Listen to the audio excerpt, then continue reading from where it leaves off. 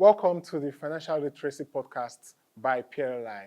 My name is William Wachuku, and today I'm with Taiwo Adegburugbe. I hope I got that right. Thank you so much for not massacring my name. You did a good job. Thank you. Okay, so Taiwo is the head of wealth management and client experience with commercial partners. I'll just let her share a bit about herself and her organization. Thank you so much, William. So my name is Taiwo Adegburugbe. I head the wealth management and client experience desk at Commercial Partners. Who are we? We are a fund and portfolio management firm. We are regulated by the Securities and Exchange Commission to provide fund and portfolio management services, basically. We like to call ourselves a non-bank financial institution. In a nutshell, we help you manage your wealth and become richer. Yeah, so I think that's about it here. Thank you so much. So this is not a get-rich-quick scheme. Yes. This is about compounding and building your wealth the right way. Yeah, the right way. Here at PLLI, we are big on ethics and we are big on doing things the right way, but getting the results. Okay, so I'll just ask my first question. Robert Kiyosaki, the famous writer of Rich Dad Poor Dad, he had said that money does not make you rich. Knowledge does. Correct. In a world where we all want to be rich, Yes. I would ask, what do the rich people know that the poor people don't? What's that literacy gap? That's a very wonderful question. So basically, rich people are very big on long-term investment.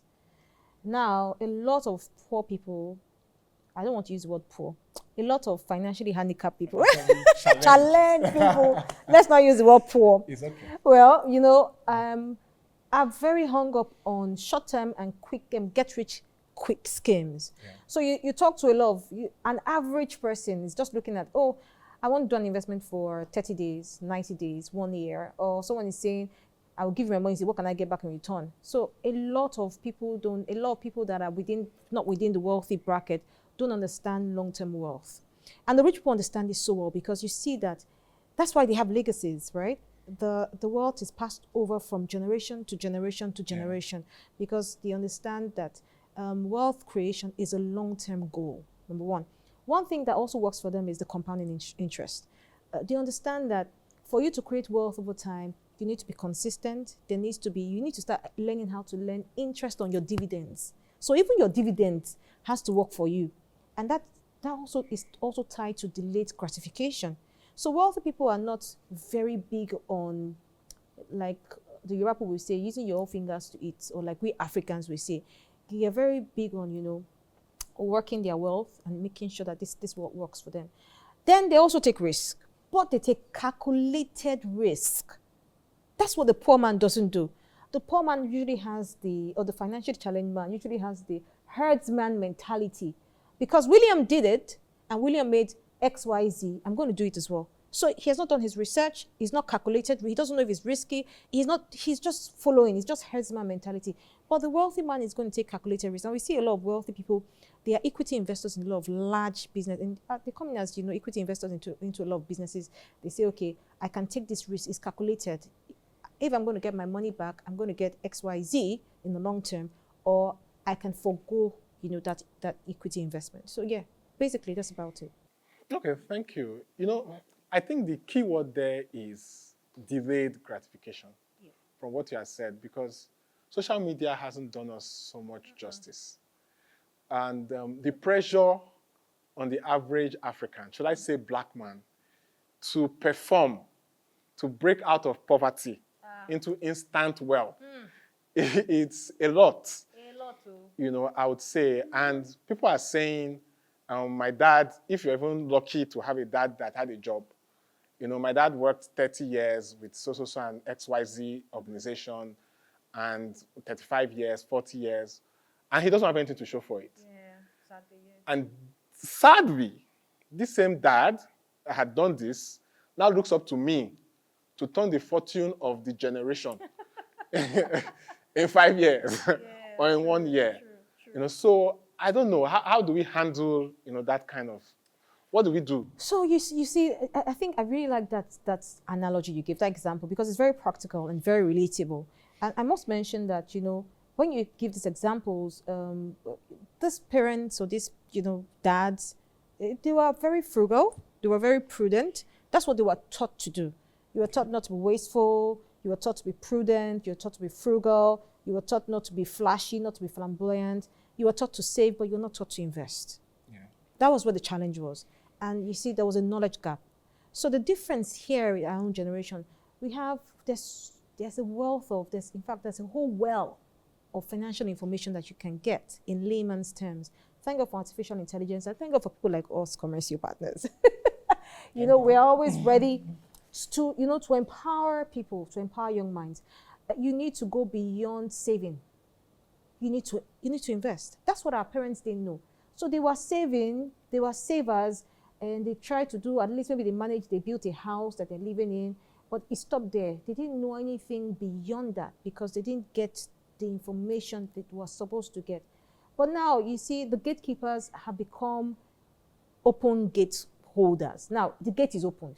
Information is cheap. Will I say cheap? Now, maybe like cheap. Go on the internet, go on. So it's available. It's available. And now, banking, if you can walk into any financial institution and get whatever information, in those days, to even go to a bank, they say, you need to have X, Y, Z, and maybe before you even talk to the manager, it used to be like a big deal. Yeah. But now you can literally talk to wealth advisors, you can talk to bankers, you can go to AI and get information about whatever you need to get information on. So now I think the difference with our generation is you should empower yourself with the right financial knowledge. The onus is on you. Your destiny is in your hands, actually. Yeah. Okay. The truth is, it's easier said than done. So information is democratized, it's available, but how do we vet this information? We can go to AI. Even the AI, we hear that it hallucinates. So which one do we? How do we? Sometimes some of us want it one-on-one. Because some of us has been beaten. Yes. We've had our fingers beaten. Yeah. We've had our fingers burnt. Right. Some of us have invested and have lost a lot of money.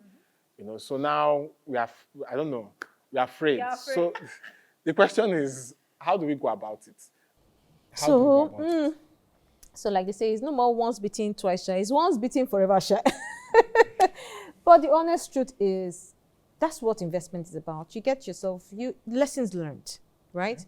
So you take whatever has happened as lessons learned, and there's something we do in our space. We help you to recognize red flags, right?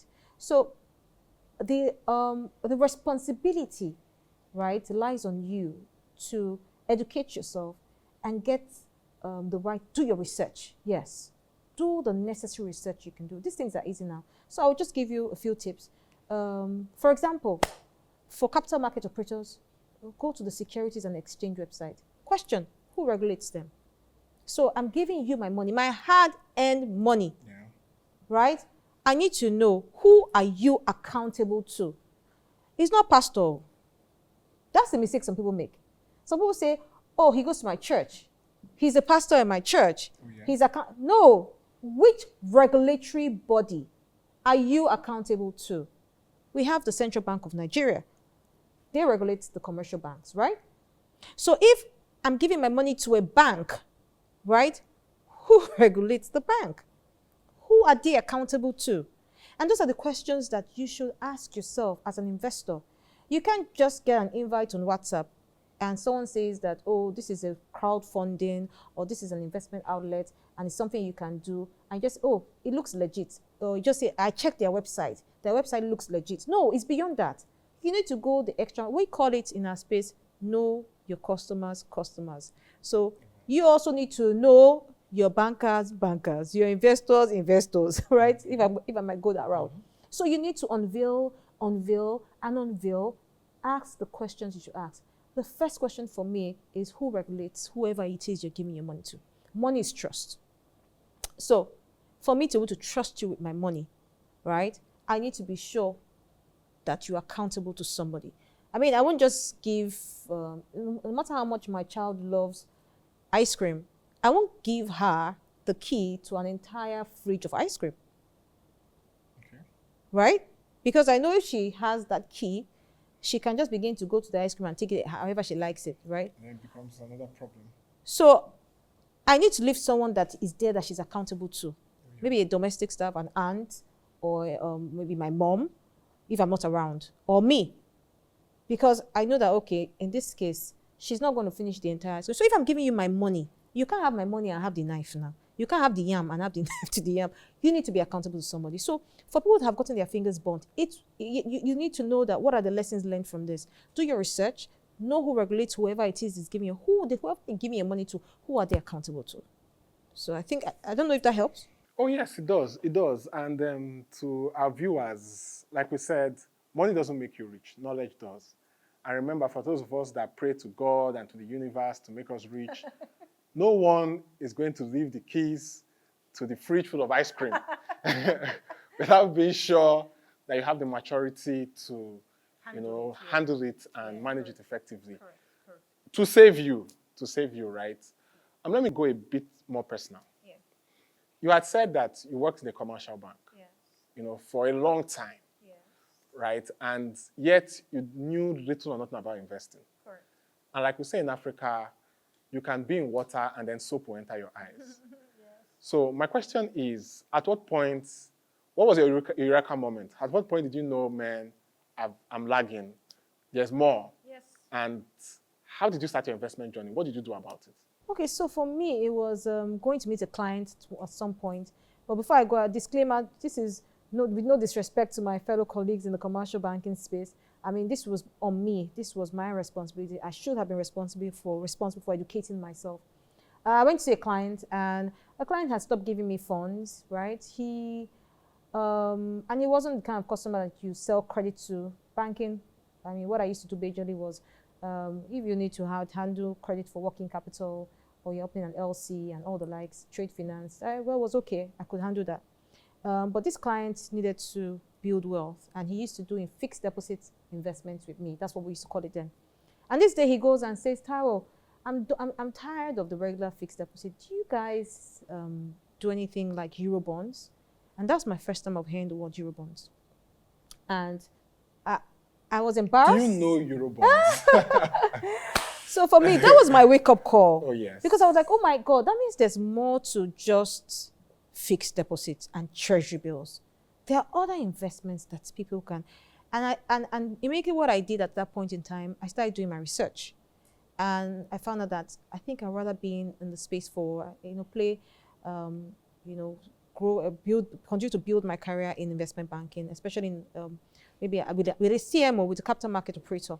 And with time, I moved from there to an investment bank, and I started my journey when it comes to investments and wealth management. Yeah, so.